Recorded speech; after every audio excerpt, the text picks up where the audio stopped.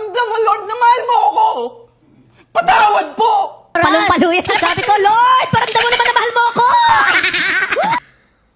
Nairita ako, sa totoo lang. Yun lang talaga. Uminit ang mundo ng showbiz matapos ang mga naging pahayag ni Alvin Aragon, asawa ng dating sex bomb dancer na si Icy Trezona. Dahil sa kanyang mga komento na umani ng matinding reaksyon online, ilang kilalang personalidad ang hindi napigilang magbigay ng kanika nilang saloobin. Agad itong naging mainit usap-usapan sa social media at pinagpiestahan ng netizen. Isa sa mga napansin ng publiko ang tila makahulugang reaksyon ni Dingdong Dantes na nagbahagi ng emoji post na inuugnay ng marami sa issue. Hindi man siya diretsahang nagsalita tungkol kay Alvin, mabilis namang naikabit ng netizen ang kanyang mensahe sa kontrobersya.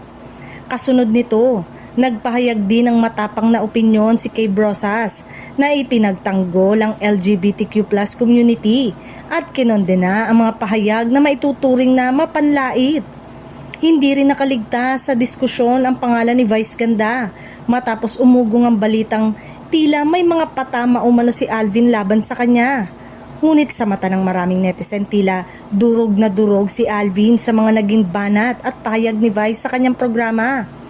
Kilala ang Unkaboggable Star sa kanyang matalas at mabilis na pagpapatawa at ayon sa mga taga-subaybay, naging mas matimbang ang kanyang panig sa issue.